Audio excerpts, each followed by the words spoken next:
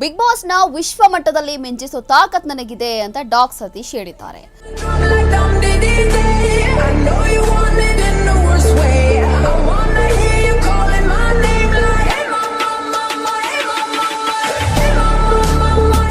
ಸುದೀಪ್ ನನಗೆ ಡಿಗ್ರೇಡ್ ಮಾಡಿದ್ರು, big boss ನಲ್ಲಿ ಜನರನ್ನ ಬೆಳೆಸೋದಿಲ್ಲ, ತುಳಿತಾರೆ ಅಂತ ಆರೋಪ ಮಾಡಿದ್ದಾರೆ.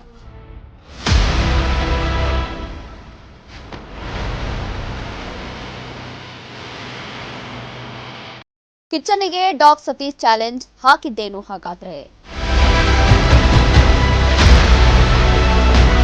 ಕೆಲವೊಂದು ಒಳ್ಳೆಯ ವಿಚಾರಗಳನ್ನ ಬಿಗ್ ಬಾಸ್ ಅಲ್ಲಿ ಕಟ್ಟಿ ಮಾಡ್ಬಿಡ್ತಾರೆ ಅನ್ನುವಂಥದ್ದು ಅವರ ಆರೋಪ.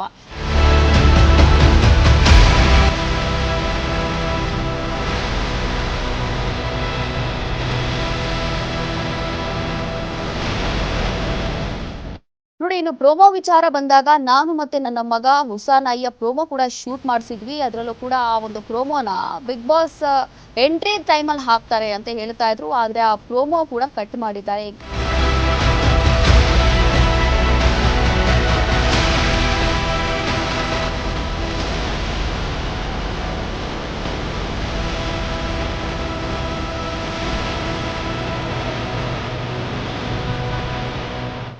ರೆಬೆಲ್ ಟಿವಿಗೆ ಸ್ವಾಗತ.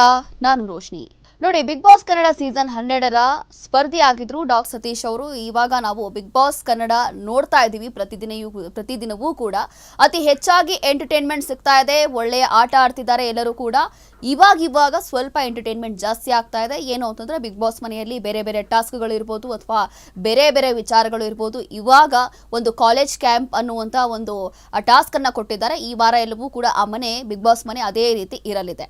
ಇನ್ನು ಬಿಗ್ ಬಾಸ್ನಲ್ಲಿ ಇತ್ತೀಚೆಗಷ್ಟೇ ಮನೆಯಿಂದ ಹೊರ ಬಂದಿರುವಂತಹ ಡಾಗ್ ಸತೀಶ್ ಅಂತಾನೆ ಫೇಮಸ್ ಆಗಿರುವಂತಹ ಸತೀಶ್ ಕ್ಯಾಡಬಾಮ್ಸ್ ಅಂದ್ರೆ ಇವರ ವಿಚಾರದಲ್ಲಿ ಅತಿ ಹೆಚ್ಚಾಗಿ ಇತ್ತೀಚೆಗೆ ಸೋಷಿಯಲ್ ಮೀಡಿಯಾದಲ್ಲಿ ಟ್ರೋಲ್ ಆಗ್ತಾ ಇದೆ. ಏನು ಅಂತಂದ್ರೆ ನೋಡಿ, ಒಂದು ಕಾಲದಲ್ಲಿ ನಾನು ಅಮೀರ್ ಖಾನ್ ತರ ಕಾಣ್ತಾ ಇದ್ದೆ.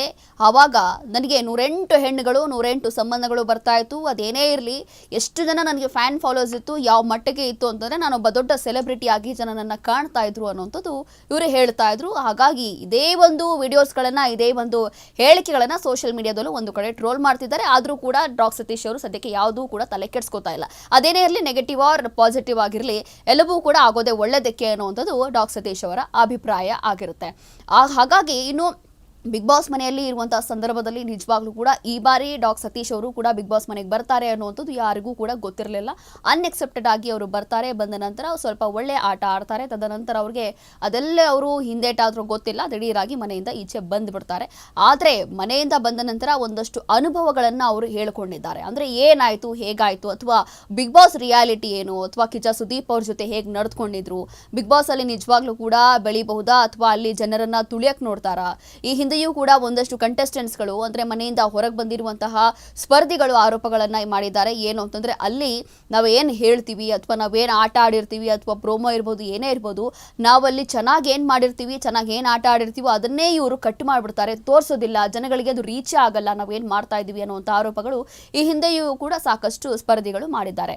ಇದೇ ವಿಚಾರಕ್ಕೆ ಸಂಬಂಧಪಟ್ಟಂತೆ ಇದೀಗ ಒಂದಷ್ಟು ಮಾತಾಡಿದ್ದಾರೆ. ಅಂದರೆ ಬಿಗ್ ಬಾಸ್ ಮನೆಯಿಂದ ಹೊರ ಬಂದ ನಂತರ ಡಾಗ್ ಸತೀಶ್ ಅವರು ಕೂಡ ಒಂದು ಬಹಳಷ್ಟು ಹೇಳಿಕೆಗಳನ್ನು ಕೊಡ್ತಾ ಇದ್ದಾರೆ. ಸಿಕ್ಕಾಪಟ್ಟೆ ಟ್ರೋಲ್ ಕೂಡ ಆಗ್ತಾ ಇದ್ದಾರೆ ಇತ್ತೀಚೆಗಷ್ಟೇ. ಇನ್ನು ಬಿಗ್ ಬಾಸ್ ಕನ್ನಡ ಸೀಸನ್ 12ರ ಸ್ಪರ್ಧಿ ಆಗಿದ್ದಂತಹ ಸತೀಶ್ ಕ್ಯಾಡಬಾಮ್ಸ್ 10ನೇ ತರಗತಿಯಲ್ಲೇ ಡಾಗ್ ಬ್ರೀಡಿಂಗ್ ವ್ಯವಹಾರವನ್ನು ಆರಂಭಿಸ್ತಾರೆ. ಆಗಲೇ ದಿನಕ್ಕೆ 10,000 ರೂಪಾಯಿ ನಾನು ಆದಾಯವನ್ನು ಪಡಿತಾ ಇದ್ದೆ ಅಂತೇಳಿ ಅವರೇ ಕೂಡ ಈ ಹಿಂದೆಯೂ ಕೂಡ ಹೇಳಿಕೊಂಡಿರುವಂಥದ್ದು. ಇನ್ನು ಡಾಗ್ ಸತೀಶ್ ಕ್ಯಾಡಬಾಮ್ಸ್ ಕೆನ್ನಲ್ಸ್ ಎಂಬ ಕೆನಲ್ ನಡೆಸ್ತಾ ಇದ್ದೀವಿ. ಅದರಲ್ಲಿ ಅಪರೂಪದ ನಾಯಿ ಜಾತಿಗಳನ್ನು ಬೆಳೆಸಿ ಅದರಿಂದ ಬ್ರೀಡ್ ಮಾಡುವಂಥದ್ದು ಇವರ ಒಂದು ಬಿಸ್ನೆಸ್ ಆಗಿರುವಂಥದ್ದು. ಸತೀಶ್ ತಮ್ಮನ್ನ ಇಂಟರ್ನ್ಯಾಷನಲ್ ಸೆಲೆಬ್ರಿಟಿ ಡಾಗ್ ಬ್ರೀಡರ್ ಮತ್ತು ವಿಶ್ವದ ನಂಬರ್ 1 ಡಾಗ್ ಬ್ರೀಡರ್ ಅಂತ ಕರೆದುಕೊಳ್ತಾರೆ. ಇನ್ನು ಬಿಗ್ ಬಾಸ್ಗಾಗಿ 25 ಲಕ್ಷ ರೂಪಾಯಿಗಳ ಬಟ್ಟೆಗಳನ್ನು ನಾನು ಖರೀದಿ ಮಾಡಿದ್ದೀನಿ ಅಂತ ಹೇಳಿ ಅವರು ಸ್ಟೇಜ್ ಮೇಲೆ ಕೂಡ ಕಿಚ್ಚ ಸುದೀಪ್ ಅವರ ಮುಂದೆಯೇ ಹೇಳಿಕೊಂಡಿರ್ತಾರೆ. ಈ ಒಂದು ವಿಚಾರವೂ ಕೂಡ ಸಿಕ್ಕಾಪಟ್ಟೆ ಟ್ರೋಲ್ ಆಗಿತ್ತು. ನಿಜವಾಗ್ಲೂ ಕೂಡ 25 ಲಕ್ಷ ರೂಪಾಯಿಯ ಬಟ್ಟೆಗಳನ್ನ ಹಾಕೊಂಡ್ ಬಂದಿದ್ರ ಡಾಗ್ ಸತೀಶ್ ಅವರು ಅಂತ ಹೇಳಿ ನಿಜವಾಗ್ಲೂ ಎಲ್ಲರೂ ಕೂಡ ಟ್ರೋಲ್ ಮಾಡ್ತಾ ಇದ್ರು. ಅಂದ್ರೆ ಅವರು ಹೇಳೋದೇ ಒಂದು ಮಾಡೋದೇ ಒಂದು ಅನ್ನೋ ರೀತಿಯಾಗಿ ಹೇಳ್ತಾ ಇದ್ರು. ಇನ್ನು ನಾಯಿಗಳ ತಳಿಗಳನ್ನ ಬೆಳೆಸೋದು ಮತ್ತು ಅವುಗಳನ್ನ ಮಾರಾಟ ಮಾಡೋದು ಅವರ ಮುಖ್ಯ ಉದ್ಯಮ ಆಗಿರುತ್ತೆ. ಡಾಗ್ ಸತೀಶ್ ಕೋಟ್ಯಾಂತರ ರೂಪಾಯಿ ಒಡೆಯ ಅಂತಲೂ ಹೇಳಲಾಗಿದೆ ಈಗಾಗಲೇ. ಮತ್ತು ಅವರ ಬಳಿ 100 ಕೋಟಿ ರೂಪಾಯಿ ಬೆಲೆ ಬಾಳುವಂತಹ ನಾಯಿ ಕೂಡ ಇದೆ ಅಂತ ಹೇಳ್ತಾರೆ. ಡಾಗ್ ಬ್ರೀಡಿಂಗ್ ನಲ್ಲಿ ಹಲವಾರು ಪ್ರಶಸ್ತಿಗಳನ್ನು ಕೂಡ ಡಾಗ್ ಸತೀಶ್ ಅವರು ಪಡೆದುಕೊಂಡಿದ್ದಾರಂತೆ. ಹಾಗಾಗಿ ಈ ಒಂದು ವಿಚಾರ ಅವರಿಗೆ ಪ್ಲಸ್ ಪಾಯಿಂಟ್. ಅಂದ್ರೆ ಚಿಕ್ಕ ವಯಸ್ಸಿನಿಂದಲೂ ಕೂಡ ಅವರು ಅಂದ್ರೆ 10ನೇ ತರಗತಿಯಿಂದಲೂ ಕೂಡ ಈ ಒಂದು ಬಿಸ್ನೆಸ್ ಆರಂಭ ಮಾಡ್ಕೊಂಡಿರ್ತಾರೆ.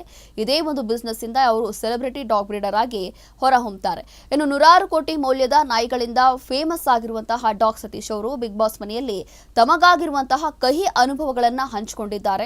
ಕಿಚ್ಚ ಸುದೀಪ್ ಅವರ ಜೊತೆಗಿನ ಸಂಭಾಷಣೆಯ ಸಂದರ್ಭದಲ್ಲಿ ತಮ್ಮನ್ನ ತುಳಿಯಲಾಗ್ತಾ ಇತ್ತು ಅಂತ ಹೇಳಿ ಆರೋಪಿಸಿದ್ದ ಸತೀಶ್ ಅವರು ತಮ್ಮ 100 ಕೋಟಿಯ ನಾಯಿಯ ಪ್ರೋಮೋ ಕೂಡ ಕಟ್ ಮಾಡಿದ್ದಾರೆ ಅಂತ ಹೇಳಿ ಬೇಸರವನ್ನ ವ್ಯಕ್ತಪಡಿಸಿದ್ದಾರೆ. ನಾನು 100 ಕೋಟಿಯ ಒಂದು ನಾಯಿಯನ್ನ ತಗೊಂಡ್ಬಂದಿದೆ ಆ ಒಂದು ಸ್ಟೇಜ್ ಮೇಲೆ, ಆದ್ರೆ ಅದು ಕೂಡ ಪ್ರೋಮೋದಲ್ಲಿ ಬರುತ್ತೆ ಅಂತ ಹೇಳಿ ಕಾಯ್ತಾ ಇದ್ವಿ. ಆ ಪ್ರೋಮೋದಲ್ಲಿ ಅದನ್ನೇ ಕಟ್ ಮಾಡಿಬಿಟ್ಟಿದ್ದಾರೆ. ಹಾಗಾಗಿ ಇದೆಲ್ಲವೋ ಒಂದು ರೀತಿಯಾಗಿ ತುಳಿಯುವಂತ ಕೆಲಸ ಆಗ್ತಾ ಇದೆ ಬಿಗ್ ಬಾಸ್ ಅಲ್ಲಿ ಅಂತ ಹೇಳಿದ್ದಾರೆ. ಇನ್ನು ನಾಯಿಗಳ ಒಡೆಯ ಡಾಗ್ ಸತೀಶ್ ಅಂತಾನೆ ಫೇಮಸ್ ಆಗಿರುವಂತದ್ದು ಕಾರಣ ಏನು ಅಂತಂದ್ರೆ 100 ಕೋಟಿ ರೂಪಾಯಿಗಳ ನಾಯಿಗಳಿಂದ ಡಾಗ್ ಸತೀಶ್ ಅಂತಾನೆ ಖ್ಯಾತಿ ಪಡೆದಿದ್ದಂತಹ ಸತೀಶ್ ಅವರು ಬಿಗ್ ಬಾಸ್ ಸತೀಶ್ ಆದ ನಂತರ ಸಿಕ್ಕಾಪಟ್ಟೆ ಡಿಮ್ಯಾಂಡ್ ಅವರಿಗೆ ಶುರುವಾಗಿದೆ. ಸಿಕ್ಕಾಪಟ್ಟೆ ಡಿಮ್ಯಾಂಡ್ ಅವರು ಪಡೆದುಕೊಳ್ತಾ ಇದ್ದಾರೆ.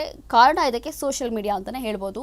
ತಮ್ಮನ್ನ ತಾವು ಹ್ಯಾಂಡ್ಸಮ್, ನನಗೆ ವಯಸ್ಸಾಗೋದಿಲ್ಲ, ಕಡಿಮೆ ಆಗ್ತಾ ಇದೆ ಹೊರತು ಜಾಸ್ತಿ ಆಗ್ತಾ ಇಲ್ಲ, ಈಗಲೂ ನನ್ನ ಸೌಂದರ್ಯ ನೋಡಿ ಹೆಣ್ಮಕ್ಳು ನನ್ನ ಮೇಲೆ ಫಿದಾ ಆಗ್ತಾರೆ ಅಂತ ಯಾವಾಗಲೂ ಡಾಗ್ ಸತೀಶ್ ಅವರು ಹೇಳ್ತಾ ಇರ್ತಾರೆ. ಅವ್ರಿಗೆ ತಮ್ಮ ರೂಪ ಮತ್ತು ಘನತೆಯ ಮೇಲೆ ಅತಿ ಹೆಚ್ಚು ಪ್ರೀತಿ ಇದೆ ಅಂತಲೂ ಹೇಳ್ತಾ ಇರ್ತಾರೆ. ಅದರಲ್ಲೂ ಕೂಡ ಅವರು ಮದುವೆ ವಿಚಾರಕ್ಕೆ ಸಂಬಂಧಪಟ್ಟಂತೆ ಕೂಡ ಮಾತಾಡಿದ್ರು. ಅದೇ ನಾನು 108 ಹೆಣ್ಣುಗಳನ್ನ ನೋಡಿದ್ವಿ, ಅದರಲ್ಲಿ ಎಲ್ಲರೂ ಕೂಡ ನನ್ನ ಎಕ್ಸೆಪ್ಟ್ ಮಾಡ್ಕೊಂಡಿದ್ರು, ಎಲ್ಲರೂ ಕೂಡ ನನ್ನ ಒಪ್ಕೊಂಡಿದ್ರು. ಆದರೆ ನನಗೆ ಯಾರು ಇಷ್ಟ ಇದ್ದಾರೋ ಅವರನ್ನಷ್ಟೇ ನಾನು ಮದುವೆ ಆಗಿದ್ದೆ. ಆದರೆ ಮದುವೆ ಆದ ನಂತರ ಅದರಲ್ಲೂ ಕೂಡ ನನಗೆ ಮೋಸ ಆಗೋಯ್ತು.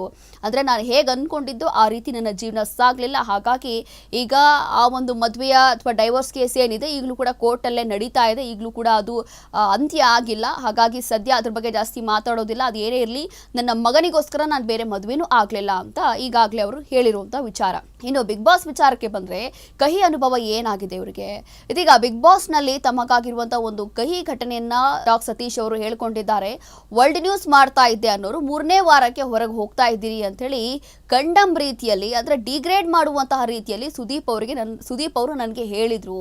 ಅದಕ್ಕೆ ನಾನು ಒಂದು ನೈಟಲ್ಲಿ ವರ್ಲ್ಡ್ ನ್ಯೂಸ್ ಮಾಡ್ತಾ ಇದ್ದೆ ಸರ್ ಅಂತ ನಾನು ಕೂಡ ಅವರಿಗೆ ಟಾಂಗ್ ಕೊಟ್ಟಿದ್ದೀನಿ. ಅದಕ್ಕೆ ಸುದೀಪ್ ಅವರು ಹಾಗಿದ್ರೆ ನಮ್ಮ ಬಿಗ್ ಬಾಸ್ ವೇಸ್ಟಾ, ನೀನೇನು ದೊಡ್ಡ ಖಿಲಾಡಿನ ಅನ್ನೋ ಅರ್ಥದಲ್ಲಿ ನನಗೆ ಕೇಳಿದ್ದಾರೆ. ಇದು ನಿಜವಾಗ್ಲೂ ನನಗೆ ಬೇಜಾರಾಯಿತು ಅಂತ ಹೇಳಿದ್ದಾರೆ. ಅಂದರೆ ನನಗೆ ಈಗಾಗಲೇ ಅವರು ವರ್ಲ್ಡ್ ನ್ಯೂಸ್ ಮಾಡ್ತಾ ಇದ್ದೆ, ನಾನು ಯಾವಾಗಲೂ ವರ್ಲ್ಡ್ ನ್ಯೂಸ್ ಮಾಡ್ತಿದ್ದೆ ಅಂತೇಳಿ ಡಾಗ್ ಸತೀಶ್ ಅವರು ಈಗಾಗಲೇ ಹೇಳಿರುವಂಥದ್ದು. ಬಿಗ್ ಬಾಸ್ ಮನೆಗೆ ಹೋಗ್ತಾ ಇದ್ದೀನಿ ಅಂತಂದರೆ ನಾನು ವರ್ಲ್ಡ್ ಫೇಮಸ್ ಆಗ್ತೀನಿ, ವರ್ಲ್ಡ್ ನ್ಯೂಸ್ ಮಾಡ್ತೀನಿ ಅಂತ ಹೇಳ್ತಾ ಇದ್ರು. ಅದಕ್ಕೆ ನೋಡಿ, ಒಂದೇ ನೈಟಲ್ಲಿ ನೀವು ಈ ಥರ ಮಾಡೋದಾದರೆ ನಮ್ಮ ಬಿಗ್ ಬಾಸ್ ಅನ್ನುವಂತಹ ಒಂದು ಶೋ ಏನಾದರೂ ವೇಸ್ಟಾ, ನೀನೇನು ದೊಡ್ಡ ಖಿಲಾಡಿನ ಅಂಥೇಳಿ ಸುದೀಪ್ ಅವರು ಕೇಳಿದ್ರು ನನ್ನ. ಈ ವಿಚಾರದಿಂದ ನನಗೆ ಬೇಜಾರಾಗಿದೆ ಅಂತ ಅವರು ಇದೀಗ ಹೇಳ್ತಾ ಇರುವಂಥದ್ದು ಮನೆಯಿಂದ ಹೊರಗೆ ಬಂದ ನಂತರ. ಇನ್ನು ವಿಶ್ವ ಮಟ್ಟದಲ್ಲಿ ಬಿಗ್ ಬಾಸ್ ತುಂಬ ದೊಡ್ಡ ವೇದಿಕೆ, ಹೌದು. ಒಂದು ನೈಟ್ನಲ್ಲಿ ವರ್ಲ್ಡ್ ಲೆವೆಲ್ನಲ್ಲಿ ನಾನು ತಗೊಂಡು ಹೋಗ್ತಾ ಇದ್ದೆ. ಅದು ನಿಮಗೂ ಒಳ್ಳೆಯದು, ನನಗೂ ಒಳ್ಳೆಯದು ಆಗ್ತಾ ಇತ್ತು.